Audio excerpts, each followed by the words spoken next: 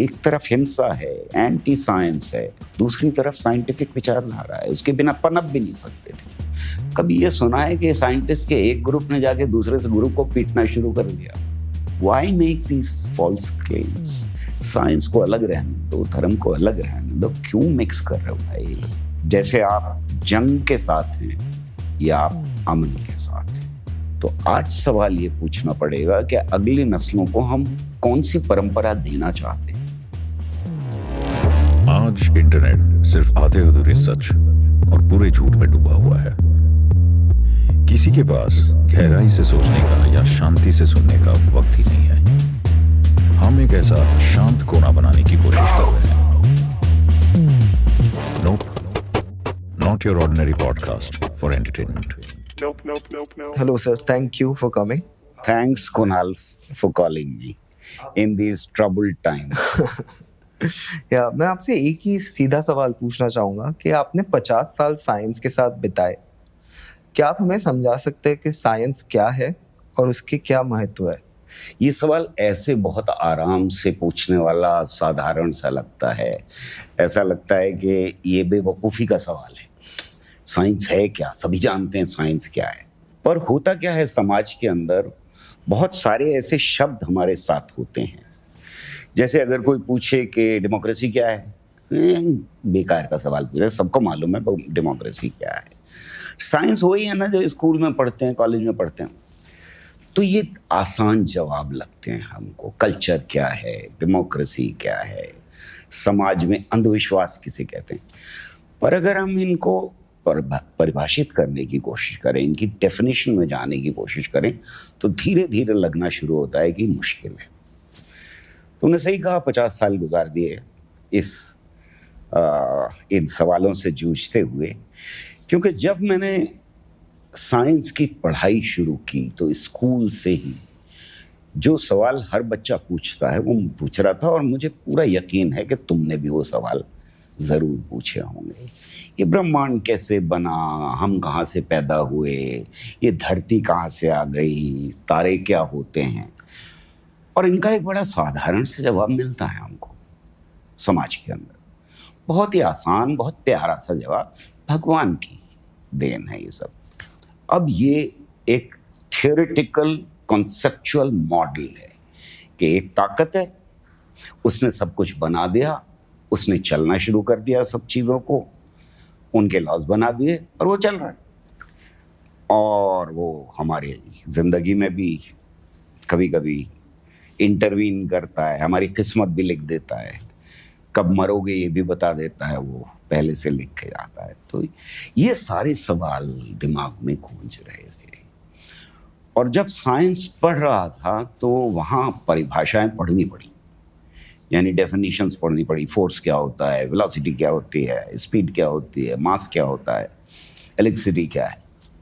तो एक रिश्ता हमारा जो भी पढ़ा लिखा बच्चा होता है उसका डेफिनेशंस के साथ क्रिएट होना शुरू होता है, और दूसरा रिश्ता समाज के अंदर कहानियों के साथ। अब अगर एक आम बच्चे की ज़िंदगी ले लें हम, तो आई एम श्योर कि तुम्हारा भी ये एक्सपीरियंस होगा, हर बच्चे का हमारे देश में ये एक्सपीरियंस है। आँख खुली तो अजान की आवाज़ आ रही है, नहीं तो घंटी बज रही है, नहीं तो घर में कोई पूजा कर रहा है, लगातार ये चल रहा है। फिर वो उसको तैयार किया गया तो काला टीका लगा दिया, किसी ने दुआ पढ़ के फूंक दी, तावीज़ डाल दिया, फिर वो आगे निकला। 1 किलोमीटर कोई बच्चा हिंदुस्तान में चल के दिखा दे जहां उसको मंदिर, मस्जिद, गुरुद्वारा या कब्र या कोई ऐसी चीज़ ना मिले। स्कूल पहुंचेगा, गणेश वंदना हो रही है, नहीं तो कुरान खानी हो रही है, कुछ ऐसा शुरू हो जाए। साइंस के साथ उसका इंटरेक्शन 45 मिनट के उस घंटे में होता है। मैथमेटिक्स को भी मिला लें तो 90 मिनट। घर लौटेगा यही सब कुछ। तो there is a bombardment which I called audio visual bombardment of messages which are anti science, which are not science. तो साइंस की जब हम परिभाषा देने की कोशिश कर रहे हैं तो एक तरफ तो हमें नज़र डालनी पड़ेगी कि फिलोसोफर्स ने हिस्टोरियंस ऑफ साइंस ने, साइंटिस्ट ने, इवन पॉलिटिशियंस ने साइंस की कैसे डेफिनेशन देने की कोशिश की। पर दूसरी तरफ हमें ये भी नज़र डालनी पड़ेगी कि क्या साइंस नहीं है, क्योंकि जो बम्बार्डमेंट हो रहा है पूरा, वो नॉन साइंस, एक्स्ट्रा साइंस या एंटी साइंस, जो भी आप नाम देना चाहें, उस तरह के मैसेजेस का हो रहा है समाज के अंदर। तब मेरी जिज्ञासा थोड़ी बढ़ी जब ये ख्याल आने शुरू हुए कि ये साइंस है क्या चीज़, और तब मुझे ढूंढना पड़ा डेफिनेशंस को। तो क्या हमारी सभ्यता में ऐसी डेफिनेशंस मौजूद हैं जो साइंस की जड़ें तलाश कर सकती हैं? तब पता लगा कि हाँ, चारवाक है। एक फिलॉसफी है जिसका नाम बृहस्पति या चारवाक फिलॉसफी है, और वो कह रही है बड़ी अजीब सी बात 2500 साल पहले इस देश के अंदर, जिसके बारे में हमें नॉर्मली नहीं इस फिलॉसफी के बारे में पढ़ाया जाता या बताया जाता। वो कह रही है कि जो कुछ अपने 5 सेंसेस से हम एक्सपीरियंस नहीं कर सकते या पता नहीं कर सकते या सिद्ध नहीं कर सकते, दैट डजंट एग्जिस्ट, वो है ही नहीं। आत्मा, परमात्मा, आफ्टर लाइफ नहीं होती।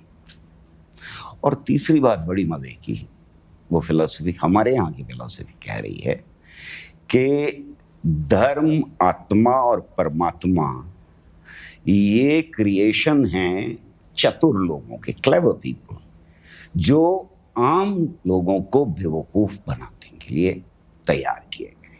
आज के दौर में अगर कोई कहता ये बात तो मेरे ख्याल में उसकी शायद लिंचिंग हो जाती।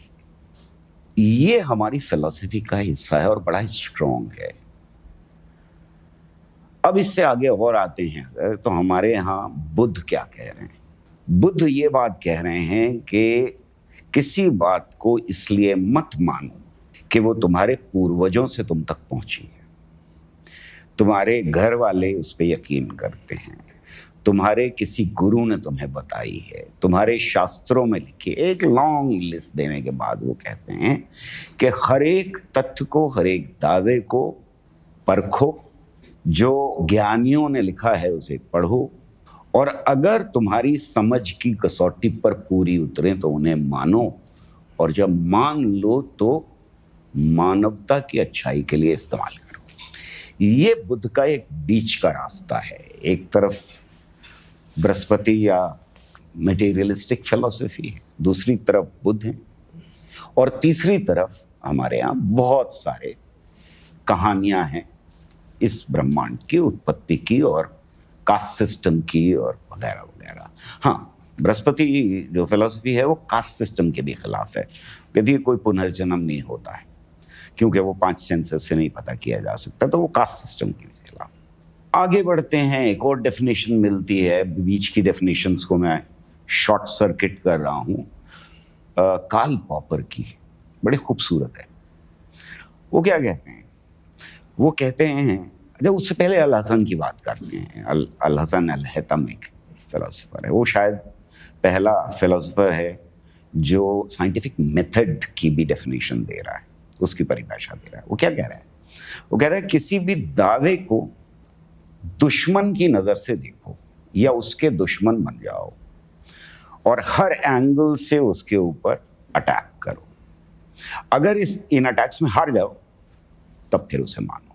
यानी परखना और अपने दावे को या किसी और के दावे को मानने के लिए कि वो साइंटिफिक है, ज़रूरत इस बात की है कि जो भी दावा कर रहा है वो या मान रहा उसको, वो उसे हर एंगल से अटैक करे और उसकी कमजोरियां पता लग जाएंगी। तो this is probably the first definition of what is known as scientific temper, and this fellow is a very interesting character. वो फादर ऑफ ऑप्टिक्स कहलाता है। पहली बार उसने ये बात कही कि आँखों से किरणें नहीं निकलती हैं, लाइट बाहर से आँखों में आती है और ब्रेन से हम देखते हैं। उससे पहले तक सारी दुनिया ये यकीन करती थी कि हर एक की आँखों से किरणें निकलती हैं और उनकी वजह से हमें दिखाई देता है।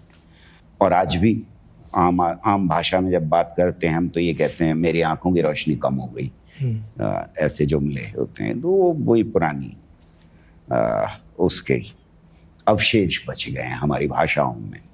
तो अगर हम वापस लौट के आए तो कार्ल पॉपर कहता है कि कोई भी दावा, साइंटिफिक दावा तब तक नहीं हो सकता जब तक उसके अंदर खुद को गलत प्रूव करने की क्षमता नहीं हो, which is now known as falsification theory.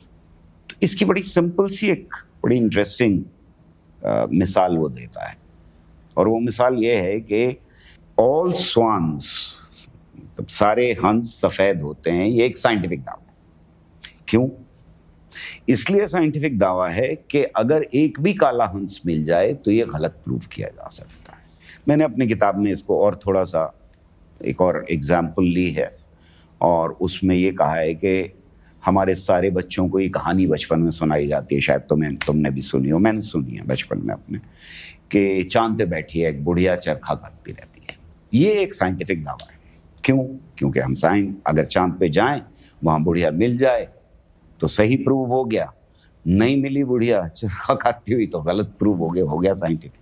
पर अगर इसको थोड़ा सा बदल दें और ये कहें कि चांद पे एक बुढ़िया चरखा काटती है और वहाँ अगर हम जाएंगे चांद पे तो वो गायब हो जाएगी, हमें दिखाई नहीं देगी, फिर ये साइंटिफिक दावा नहीं रहा। क्योंकि now it can not be proved right और रॉन्ग। इसी तरह से समाज के अंदर बहुत सारे ऐसे दावे हैं जिनको आप गलत या सही प्रूव नहीं कर सकते। भूत होते हैं, भगवान ने जिन बनाए, गलत सही प्रूव नहीं कर सकते। ब्रह्मांड को भगवान चला रहा है, गलत या सही साबित नहीं। तो ये साइंटिफिक दावा नहीं। अब अगर हम देखने की कोशिश करें तो ये सारी डेफिनेशंस ऐसा लगता है कि अधूरी, यानी दी अदर के बिना कि दूसरा क्या है सेल्फ डिफाइन नहीं कर सकते हम। तो इसी तरह से साइंस से अलग क्या है, नॉन साइंस क्या है, एक्स्ट्रा साइंस क्या है। अगर देखें तो मेरे दिमाग में सवाल आया कि भाई दोनों में बड़ा फर्क क्या है। यानी सारे धर्मों को एक जगह रख दिया जाए, सारी साइंस को एक तरफ रख दिया जाए, क्या कोई फर्क है? तो बेसिक फर्क मुझे लगा कि साइंस का बड़ा सवाल शुरू होता है कैसे से, और धर्मों का बड़ा सवाल, जिसको मैं सोफिक क्वेश्चन या मेटा क्वेश्चन कहता हूं, वो शुरू होता है हमेशा क्यों से। आप क्यों पूछना शुरू करें तो फिर जब आप अपनी ज्ञान की सीमा पे पहुंचेंगे तो आपके पास कोई और जवाब नहीं रहेगा भगवान की मर्जी के अलावा। पर लेकिन कैसे से अगर सवाल शुरू किया तो ये ऑप्शन नहीं है। तब आपके पास ऑप्शन सिर्फ एक ही बचता है, मुझे नहीं मालूम, पूछ के बताऊंगा, पढ़ के बताऊंगा, इंटरनेट देख के बताऊंगा। या ये भी जवाब हो सकता है, जैसे ब्रह्मांड के बारे में एक सवाल है कि 10⁻⁻43 सेकेंड्स जब शुरुआत हुई है ब्रह्मांड की, उस पीरियड में क्या हुआ साइंटिस्ट को नहीं मालूम, रिसर्च चल रही है, शायद आगे आने वाली नस्लें जवाब दें। तो साइंस में कैसे से शुरुआत हो के हम नहीं मालूम तक पहुंचते हैं। नॉन साइंस में क्यों से शुरू करके भगवान तक। कई और भी 2-4 फर्क हैं जो हमारे दर्शकों को जानना बहुत ज़रूरी है, सुनने वालों को जानना बहुत ज़रूरी है। साइंस में बिना अपने पूर्वजों का जो दावा है उसको गलत या किसी और रास्ते से सही साबित किए बिना साइंस आगे नहीं बढ़ती। मतलब मुझे पीएचडी की डिग्री मिलेगी ही नहीं जब तक कुछ नई बात नहीं कहूँगा, यानी किसी को गलत प्रूफ करूँगा तभी आगे बढ़ूँगा, या कोई नए तरह से मैं उसी बात को साबित करूँ तब आगे बढ़ूँगा। एग्जाम्पल ले लेते हैं। न्यूटन ने कहा कि भाई सब कुछ जो चल रहा है वो G=m1 × m2/r² से चल रहा है, यानी गुरुत्वाकर्षण। आइंस्टाइन ने कहा कि वो फोर्स नहीं होता है। जब तक प्रूव नहीं किया था गलत, तब तक साइंस आगे नहीं बढ़ी। आइंस्टाइन ने दावा किया, जो पहले का दावा था कि पूरा ब्रह्मांड जो है स्टैटिक है। लामात्रण ने लिख दिया कि नहीं, ये तो फैल रहा है। अब आइंस्टाइन को गलत साबित कर दिया उसने, तो साइंस एडवांस। पर मान लीजिए कि मैं यहाँ साइंटिस्ट हूँ और ये प्रूव कर दें कि रामचंद्र जी अयोध्या में नहीं पैदा हुए थे, क्या हो? दंगे। या ये कोई कहे कि मोहम्मद साहब ने चांद के 2 टुकड़े नहीं किए थे, वो इल्यूजन था, फिर से दंगे। फतवा आ जाएगा फौरन, राइट? तो नॉन साइंस में जब आप पुरानी चीज़ों को गलत साबित करने की कोशिश करें या उसमें बदलाव लाने की कोशिश करें तो एक क्राइसिस पैदा हो जाती है, और जो गलत साबित कर रहा है वो रिस्पॉन्सिबल करार दिया जाता है for the anomaly. Where in science हम हमेशा गलत साबित करते हैं तो साइंस एक्सपैंड होती है, जिसके 2 मतलब हैं। यहाँ पर डायनामिक नॉलेज है, रोज बदलती है, कल जो कुछ साबित हुआ था आज वो गलत हो सकता है, और वहाँ फ्रोजन नॉलेज है, जमी हुई नॉलेज है, चेंज होने का सवाल ही पैदा नहीं होता।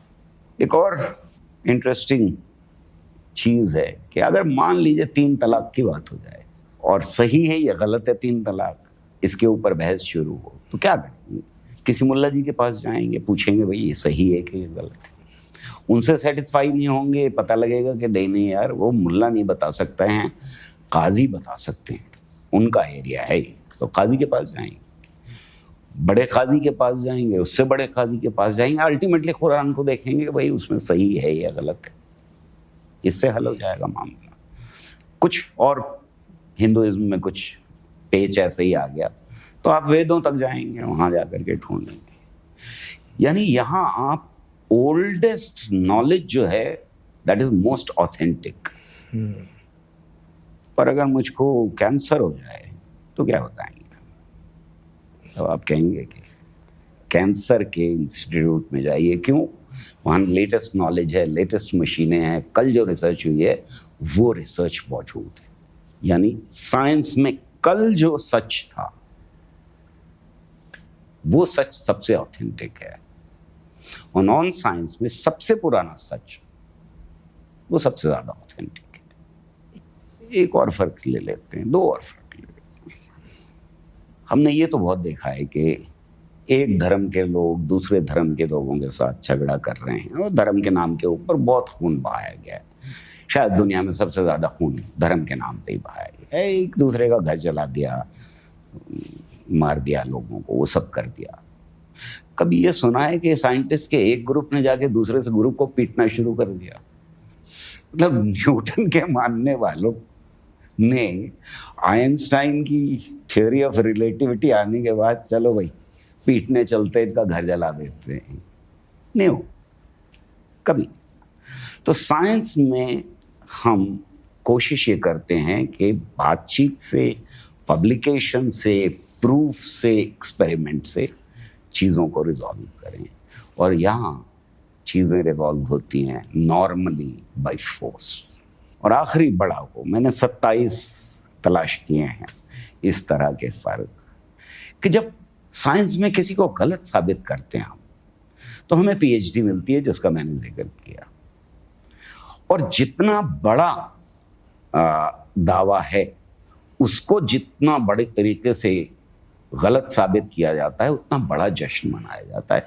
फॉर एग्जाम्पल, अगर तुम अपने अगले एपिसोड में ये प्रूव कर दो कि E = mc² इक्वेशन जो है वो थोड़ी गड़बड़ है, उसमें आइंस्टाइन से छूट गया था, C और होना चाहिए, सो E = mc² + C, इसे प्रूव कर दो तो क्या होगा तुम्हारे साथ? अगला नोबेल प्राइज कुणाल कामरा के नाम। यहाँ क्राइसिस है और वहाँ जश्न। गलत साबित करने में अपने पूर्वजों को वहाँ जश्न मनाया जाता है। That is what science is all about, and it's not easy to understand. हम समझ लेते हैं कि आसान है मामला, इतना आसान है नहीं। और जब तक हम ये फर्क नहीं समझेंगे मैं ये नहीं कह रहा कि आप अध्यात्म और धर्म ना मानिए या मानिए, आपकी मर्जी है। मैं एथीस्ट हूँ, मैं किसी भगवान में किसी यकीन नहीं रखता, कभी नमाज पढ़ने नहीं गया, कभी पूजा करने नहीं गया।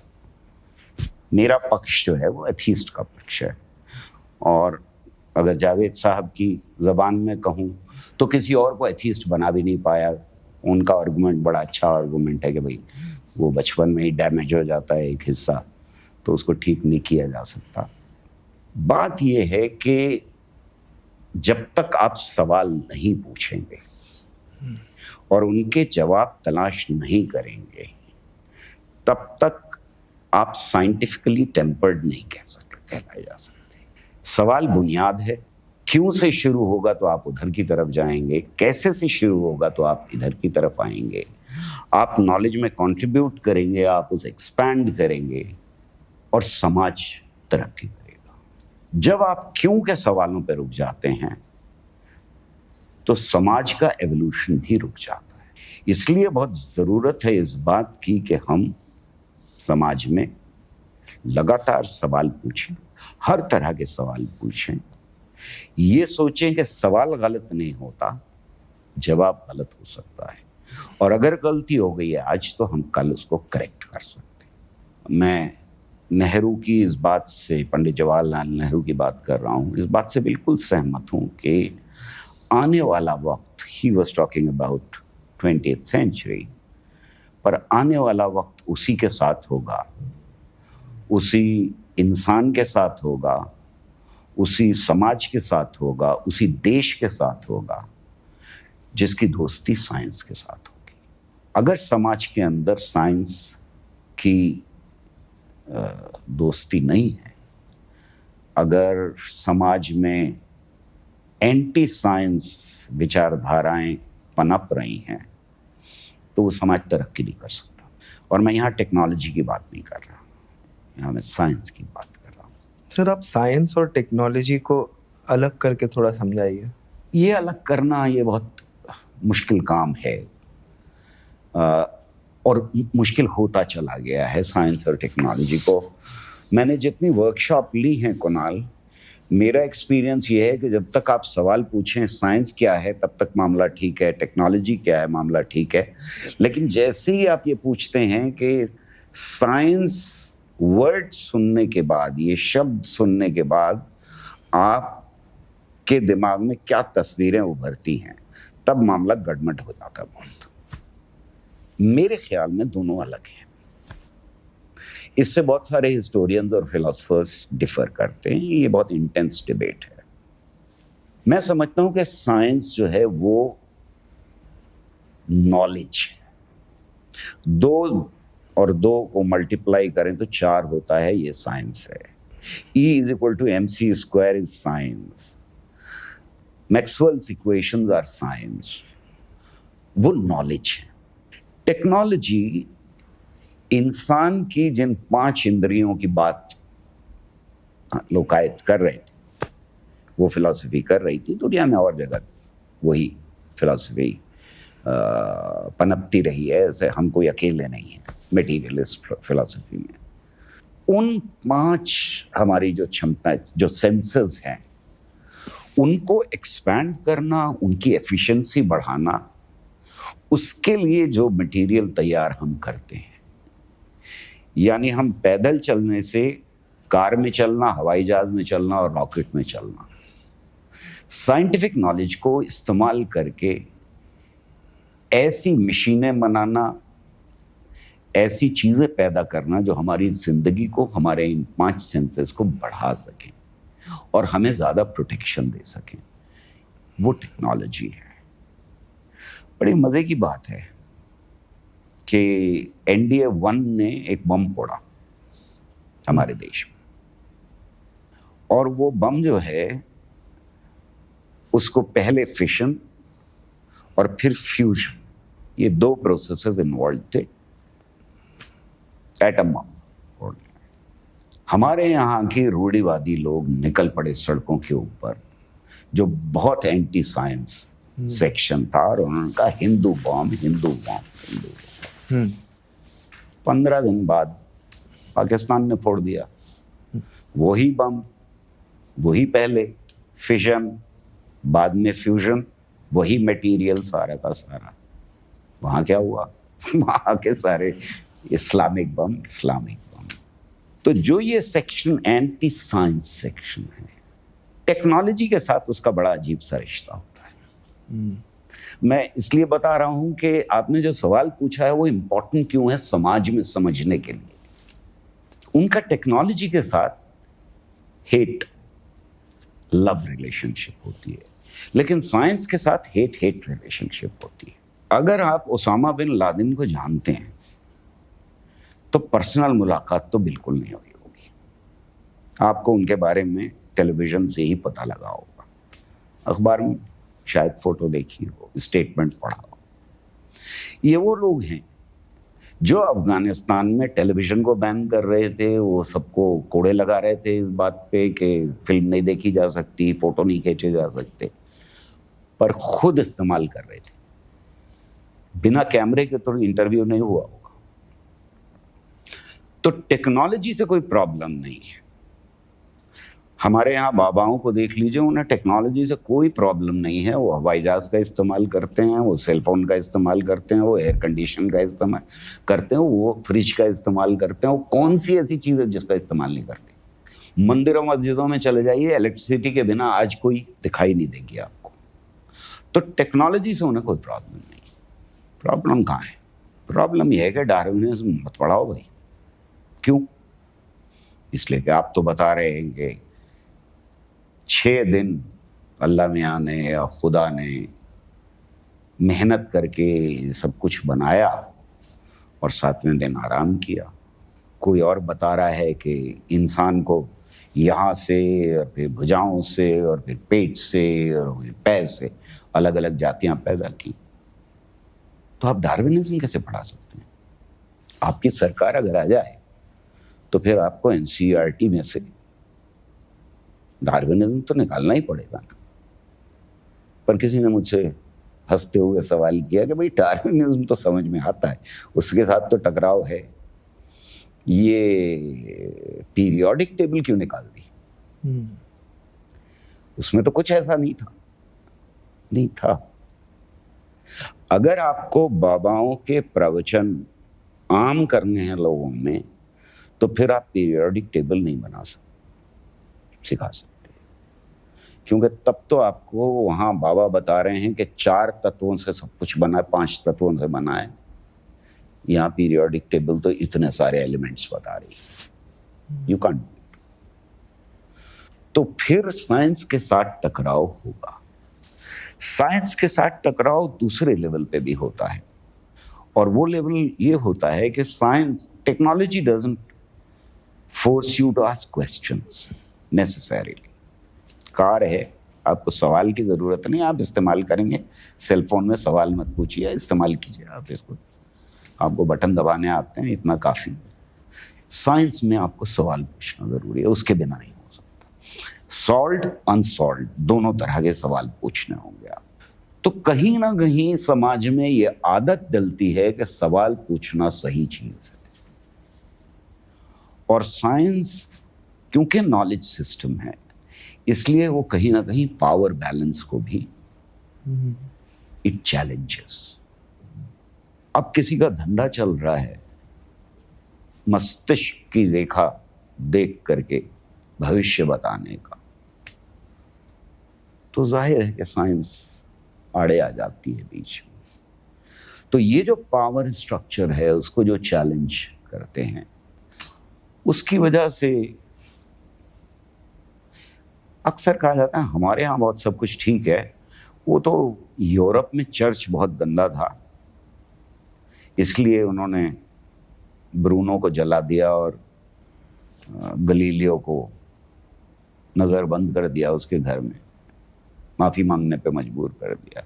तो फिर ये नरेंद्र दाभोलकर और गोविंद पंसारे और कलबुर्गी, और फिर हमें क्यों नहीं मालूम आज तक कि आर्यभट्ट कहाँ और कब पैदा हुआ। ये वो देश है जहाँ जन्म पत्री हमें सबकी मालूम है, आर्यभट्ट की नहीं मालूम। फिर उसका मजाक क्यों उड़ाया गया? जब उसने कहा था कि धरती शायद घूमती है। हर समाज के अंदर, चाहे वो इंडियन सब कॉन्टिनेंट हो, अरब वर्ल्ड हो, चाइनीज हो या यूरोपियन, हर समाज के अंदर साइंस ने उस स्ट्रक्चर को जब भी चैलेंज किया है तो साइंटिस्ट को झेलना पड़ा है। पर टेक्नोलॉजी में कोई प्रॉब्लम नहीं है।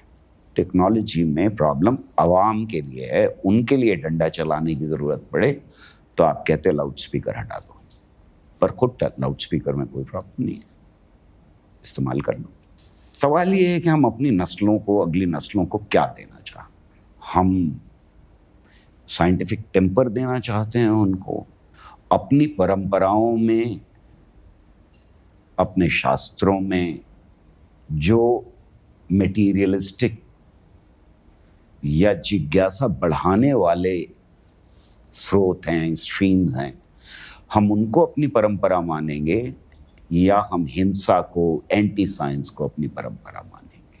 क्योंकि जहां हमारे शास्त्र, और मैं शास्त्रों की बात जब कर रहा हूं तो हिंदी का मतलब ये नहीं है, हिंदी वर्ड यूज़ करने का मतलब ये नहीं है कि मैं हिंदुइज्म की या अपने यहाँ की बात कर रहा हूँ। शास्त्र का मतलब मेरे लिए सारे रिलीजियस स्क्रिप्चर्स हैं, उनमें दोनों ट्रेंड्स मौजूद हैं। एक तरफ हिंसा है, एंटी साइंस है सब कुछ, दूसरी तरफ साइंटिफिक विचारधारा है, उसके बिना पनप भी नहीं सकते थे। तो आज सवाल ये पूछना पड़ेगा कि अगली नस्लों को हम कौन सी परंपरा देना चाहते हैं। अगर अपने शास्त्रों से भी हमको मोहब्बत है, अगर हमको अपनी हिस्ट्री से भी मोहब्बत है, तो कौन सी परंपरा। वेद बड़ी खूबसूरती के साथ सवाल उठा रहा है कि एक वक्त ऐसा था जब ना जीवन था, ना जीवन का अभाव, ना अंधेरा था, ना अंधेरे का अभाव, न मृत्यु थी, ना मृत्यु का अभाव। क्या पता, किसे खबर, ये सब कुछ कैसे रचा गया। शायद देवों को पता हो, पर देवों को भी कैसे पता होगा, वो तो बाद में पैदा हुए। और फिर यही आगे बढ़ता है तो कहता है, और ये मैं ऋग्वेद की बात कर रहा हूं, कहता है कि शायद उसे पता हो, उस रचयिता को पता हो जिसने ये सब कुछ रचा है, शायद उसे भी पता ना। तो परंपरा के अंदर क्वेश्चनिंग है। गीता पूरी सवालों और जवाबों में आधारित है। कुरान के अंदर सवाल और जवाब मौजूद है, बाइबल के अंदर, तौरा के अंदर सवाल और जवाब मौजूद है। हम कौन सी परंपरा देना चाहते हैं, सवाल उठाने की या सवाल खत्म करने? दो है, मानना या जानना। से एक और सवाल है कि साइंस का बहुत इस्तेमाल होता है फंडामेंटलिज्म को जस्टिफाई करने में, अगर आप वो थोड़ा समझा पाए। बात यह है कि एक पीरियड था जिस पीरियड में साइंस को या कोई भी कोई दावा करे तो उसे धार्मिक नेताओं के पास जाना पड़ता था हाथ जोड़ करके कि मैं क्या ये बात कह सकता हूँ या नहीं। कोपरनिकन रेवोल्यूशन, यानी कोपरनिकस ने जब ये कहा कि ज़मीन अपनी धुरी पर घूमती है तो इस पर हंगामा हुआ काफ़ी। पर कोपरनिकन रेवोल्यूशन के बाद का जो पीरियड है उसमें साइंस आज़ाद हो गई धर्म से, यूरोप में, और उसका असर सारी दुनिया में पड़ना शुरू हुआ। वो बड़ी लंबी बहस है और बहुत खूबसूरत बहस है, उसमें उसको ज़रूर उस पर ध्यान देना चाहिए, पर आज वक्त की कमी की वजह से मैं उसमें नहीं जा रहा हूँ कि किस तरह से न्यूटन को भी कहा गया कि आप बेकार की बात कर रहे हैं, ये एंटी रिलीजन है। पर आज़ाद हो गई, यानी अब आपको मारा नहीं जा सकता, यानी आप को फ्रीडम है कि आप अपना दावा पेश कर सकें, लिख सकें, छाप सकें, लोगों तक पहुंचा सकें। ये बदलाव एक बहुत बड़ा बदलाव हो गया।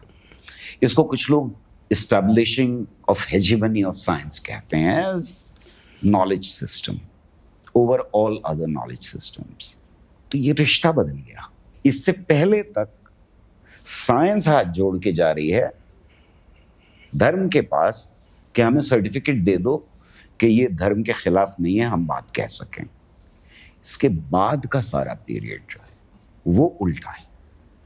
सारे धर्म ये कोशिश कर रहे हैं, खासतौर से सारे धार्मिक नेता ये कोशिश कर रहे हैं, और जब ये पॉलिटिक्स के एरेना में आता है तो ये कोशिश और भी ज्यादा बढ़ जाती है कि हमारा धर्म कितना साइंटिफिक है। और इसमें एक चीज और ऐड हो जाती है, क्योंकि झगड़ा तो है ही, तो दूसरे का धर्म कितना अनसाइंटिफिक है ये भी प्रूव करना है आपको। अपने को साइंटिफिक प्रूव करना और दूसरे को अनसाइंटिफिक प्रूव करने की कोशिश इसके बाद शुरू हो जाती है। मैं इसे ये समझता हूँ कि ये साइंस की बहुत बड़ी जीत है। वो एक साहिबा हैं, उन्होंने, अब तो पार्लियामेंट के अंदर हैं, उन्होंने ये कहा कि अगर आप गाय को देखें तो गाय ऑक्सीजन छोड़ती भी है और लेती भी है, अकेला जानवर है। इसके दो हिस्से हैं, ये कंप्लीटली एंटी साइंटिफिक है और इसके ऊपर बहुत सारे लोग हंसते हैं, आप हंस के टाल सकते हैं, पर वो ऑक्सीजन का इस्तेमाल कर रही हैं, ऑक्सीजन वर्ड का इस्तेमाल कर रही हैं, ये नॉलेज कि जिंदगी के लिए हर जानवर को ऑक्सीजन की जरूरत है, ये किसी शास्त्र से नहीं आई है knowledge. Oxygen word as element science ने एस्टेब्लिश की। तो इसी उसमें देखें तो हर सुबह को आप अगर लगा लें कुछ टेलीविजन, तो उस पर वो आते रहते हैं जो दिन भर का हाल बताते हैं आपके, क्या आज आपके साथ क्या होने जा रहा है और क्या राशि और क्या नहीं है। वो अक्सर नासा का नाम लेते हैं। नासा के साइंटिस्ट ने भी ये कहा है। ये साफ बता रहा है कि कहीं ना कहीं डीप इंफीरियोरिटी कॉम्प्लेक्स है, जो इंडिपेंडेंट ऑफ साइंस अब अपने को प्रूव नहीं कर सकते कि वो रैशनलिस्ट कोई बात कर रहे हैं, कोई ऐसी बात कह रहे हैं जिसको मानना चाहिए। क्यों ये दावा किया गया? और nothing, nobody less than the prime minister of the largest democracy के गणेश जी जो हैं वो प्लास्टिक सर्जरी के। गणेश जी वैसे भी माने जाते थे, पिछले कई सौ साल से गणेश जी को की जो प्रतिमा है लोग उसका आदर करते ही थे। पर आज क्या जरूरत पड़ गई प्राइम मिनिस्टर को ये कहने की कि प्लास्टिक सर्जरी? तो प्लास्टिक सर्जरी की इसलिए जरूरत पड़ गई कि बिना उसके ये स्टोरी ऑथेंटिक होती नहीं आज की डेट में।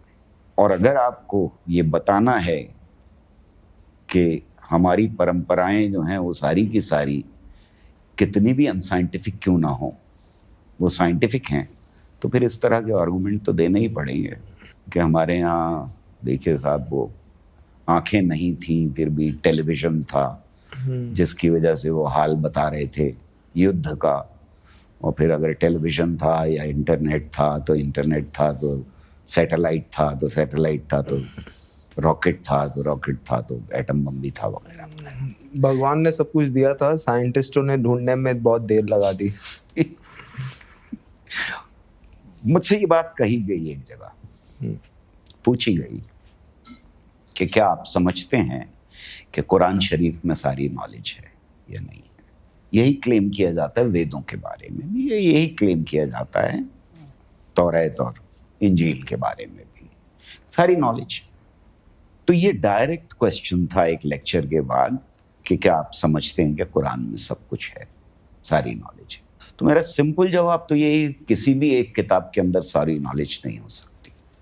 पर अगर परंपरा ही को देखें तो मोहम्मद साहब की एक हदीस है कि इल्म हासिल करो चाहे चीन तक ही क्यों ना जाना पड़े। तो चीन में तो कुरान नहीं उतरा था, कुरान तो उतरा था अरब में।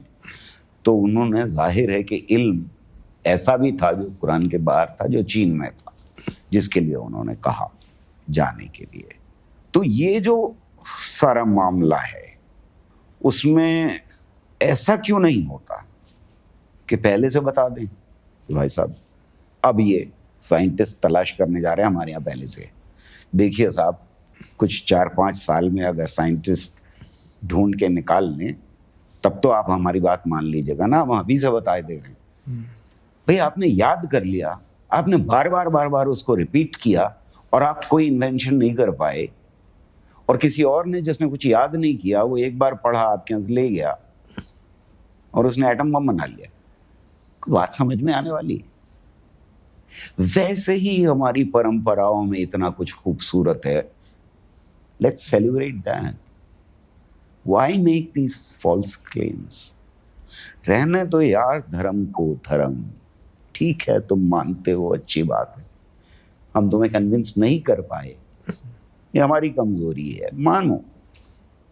साइंस को अलग रहने दो, धर्म को अलग रहने दो। क्यों मिक्स कर रहे हो भाई? क्यों ढूंढ रहे हो किताबों में साइंस? नहीं है, वहां धर्म है। मानो, जरूर मानो, साइंस मत तलाश करो। Sir thank you for your time. और आपकी ये जो नई किताब है उसके बारे में आप क्या कहेंगे? इसमें आपने क्या किया है जो आज के दौर में नेसेसरी हो? मैंने ये किताब लिखने की ज़रूरत इसलिए महसूस की कि जो सवाल मैं इस बीच में पूछता रहा था, जिनमें एक सवाल मेरे सामने ये भी था कि इंसान ने कब सवाल पूछना शुरू किया, और इससे जुड़ा हुआ सवाल है कि क्या जानवर सवाल पूछते हैं? और इसका जवाब मेरे पास नहीं। मैंने बहुत कोशिश की इसका जवाब तलाश करूं, पर यह बहुत ज़रूरी सवाल इसलिए है कि अगर इंसान ही सवाल पूछता है तो उसे सवाल पूछने पड़ेंगे लगातार। ये उसकी जिम्मेदारी है, सवाल पूछना। और कुछ सवाल ऐसे हैं जिनका जवाब साइंस कभी नहीं देगी। जैसे आप जंग के साथ हैं या आप अमन के साथ हैं, शांति के साथ हैं, चैन के साथ हैं, प्रेम के साथ हैं, नफरत के साथ हैं, ये सवालों के जवाब तो आपको ही देने पड़ेंगे। ब्रह्मांड जो साइंस कहती है उसके हिसाब से लगभग 14 billion years, 13.799 years, billion years में हम यहाँ तक पहुँचे हैं। इंसानी ब्रेन जिसका number of neurons is amazingly high, it's very large, ये 13-14 बिलियन ईयर्स में तैयार हुआ है। तो क्या इसलिए तैयार हुआ है कि हम अपने को जातों में बांट लें, हम अपने को धर्मों में बांट लें, हम अपने को देशों में बांट लें, हम अपने एक दूसरे से नफरत करें, एक दूसरे के घर तोड़ें, बलात्कार करें, एक दूसरे के ऊपर बम गिराएं, खुद धरती के लिए खतरा बन जाएं? या फिर हम इसलिए हैं इस धरती के ऊपर शांति से, चैन से, प्यार से, मोहब्बत से रहें और इस ब्रह्मांड के जो राज हैं उनको जानने की कोशिश करें। लक्ष्य खुद तय करना पड़ेगा। बहुत सही तरीके और हमारे पॉलिटिशियंस को भी लक्ष्य खुद ही तय करना पड़ेगा। बहुत सही से आपने बता दिया। अगर सवाल नहीं पूछोगे तो जानवर बन जाओगे। Thank you sir for coming. And clap. या